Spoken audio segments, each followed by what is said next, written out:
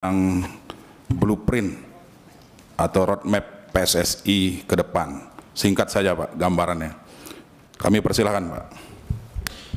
Assalamualaikum warahmatullahi wabarakatuh. Salam sejahtera untuk kita semua. Shalom, Om Swastiastu, Nama Budaya, Salam Kebajikan. Tentu pimpinan Komisi 10 dan seluruh anggota wakil rakyat dari Komisi 10 yang hadir hari ini, saya mengucapkan apresiasi setinggi-tingginya. Tanpa dukungan Bapak Ibu tidak mungkin sepak bola Indonesia seperti hari ini. Karena memang ini kerja-kerja sama antara pemerintah dan PSSI dan tentu seluruh daripada masyarakat sepak bola yang mengimpikan sepak bola kita harus bangkit. Memang sejalan dengan tentu blueprint yang sudah disampaikan pada saat itu ke FIFA, yaitu program Garuda Mendunia, bagaimana kita mentransformasi menuju era kejayaan sepak bola Indonesia. Memang kita memberikan target-target untuk pengembangan daripada sepak bola Indonesia. Seperti contoh, kita juga memaparkan kepada FIFA waktu itu bagaimana juga tidak hanya membangun yang putra, tapi juga yang putri, di mana contoh target-targetnya untuk tim putri ini lolos FIFA U17 World Cup tahun 2030, 2031 lolos Olimpiade, 2032 lolos FIFA U20 dan juga lolos Piala Dunia Putri 235 tahun 2035. Untuk yang putranya seperti ada di data di atas, waktu itu 2031 lolos Piala Dunia, lalu 2033 lolos Piala Dunia U20, 2036 lolos Olimpiade, 2038 lolos Piala Dunia. Dan tentu rencana ini juga dibagi menjadi 3 fase, slide berikutnya. Di mana tentu tadi disampaikan oleh Pak Menpora short term, ya, diwakilkan Pak Wamen. Terima kasih Pak Wamen dukungannya. Ini sama-sama tim Olimpiade London waktu itu. Di mana 2023-2028 waktu itu fase pengembangan, lalu juga midterm. Di situ ada tentu dalam kategori fase stabilitas, lalu juga masuk ke golden era di 2034-2045. Nah, memang ini semua karena momentum. Kita tidak pernah terpikir kita mendapatkan sejarah yang luar biasa. Waktu itu diawali dengan tim SEA Games kita yang sudah 32 tahun juara SEA Games. Lalu kita PSSI mendorong, ya, di mana pertama kalinya, slide berikutnya, kita tim U17 kita, tim U20 kita, tim U23 kita, semua termasuk yang senior ini bisa masuk ke Piala Asia. Ini pertama kali, tidak pernah dalam sejarah kita semua tim kita masuk. Sekarang yang putri pun sedang bertanding. Kemarin alhamdulillah juara AFF, kita lagi coba nanti kualifikasi Piala Asia. Nah, karena program yang didukung oleh pemerintah dan tentu semua supporter sepak bola, apakah pembelian merchandise, sponsor ini sebuah momentum yang tidak pernah dipikirkan, terlepas daripada roadmap yang kita sudah paparkan kepada waktu itu kepada FIFA. Slide berikutnya. Nah, di sini sebagai contoh, di mana kemarin di U16 kita juara 3, sehingga kita bisa masuk Piala Asia, dan ini sekarang timnya sedang training camp.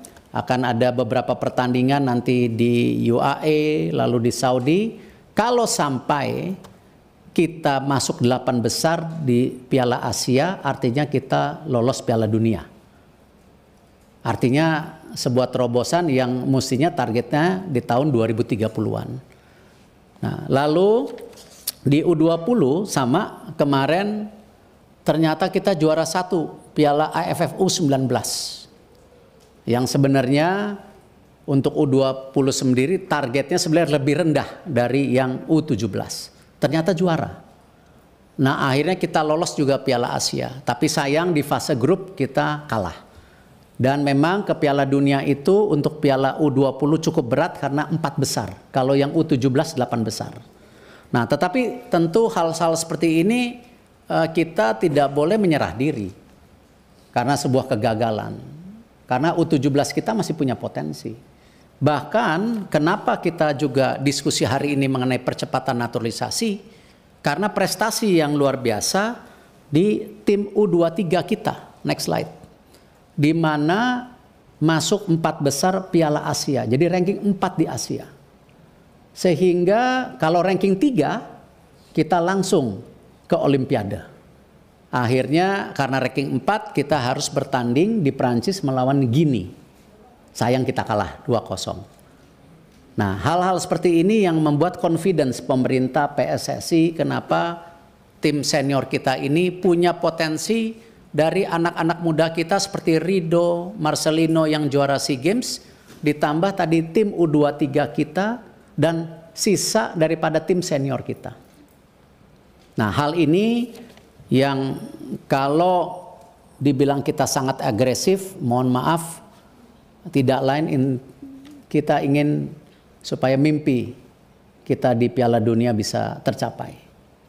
Dan ini tentu kita masih ada sisa pertandingan 4, di mana nanti lawan Australia tanggal 20 away, lalu 25 lawan Bahrain di Indonesia, lalu tanggal 5 Juni lawan China di Indonesia, 10 Juni lawan Jepang. Kalau kita ranking 2 artinya langsung lolos Piala Dunia. Tetapi kalau sampai pun kita ranking 3-4, kita masih diberi kesempatan untuk kualifikasi, ya, bergabung dengan 3 grup lainnya yang ranking 3-4 dibagi 2 grup. Nanti ranking 1-nya lolos Piala Dunia. Nah, ini yang akan dilakukan pada bulan Oktober-November tahun ini. Jadi hal seperti ini mohon maaf, kami dari PSSI tidak bermaksud melakukan sebuah mimpi yang hiperbol, tetapi ini sesuatu yang real, nyata ada di depan mata kita, dan ini baik saya rasa untuk bangsa kita juga sejajar dengan bangsa-bangsa besar di dunia. Dan kami tentu perkembangan tim nasional senior ini juga tetap kita lakukan bagaimana terus membangun regenerasi tim nasional melalui program pembangunan usia dini yang mungkin pada kesempatan berikutnya, slide berikutnya, saya berharap saya diberi waktu paparan lebih lebar. Kemarin terima kasih para pimpinan Kapoksi sudah hadir. Mungkin tidak fair para pimpinan kalau kita juga tidak mengajak seluruh anggota untuk melakukan FGD, ya, karena memang kebetulan ada mungkin 30 halaman yang tidak mungkin saya presentasikan saat ini, dan insya Allah niat baik, nawaitu baik dari bapak-bapak ibu yang hadir kita tidak akan salah gunakan. Ini sekedar memang bagaimana kita memastikan mimpi kita sebagai bangsa bisa setara dengan bangsa-bangsa dunia. Terima kasih. Wassalamualaikum warahmatullahi wabarakatuh. Waalaikumsalam warahmatullahi wabarakatuh. Terima kasih Pak Ketua Umum PSSI, Pak Erick Thohir. Insya Allah nanti kita agendakan Pak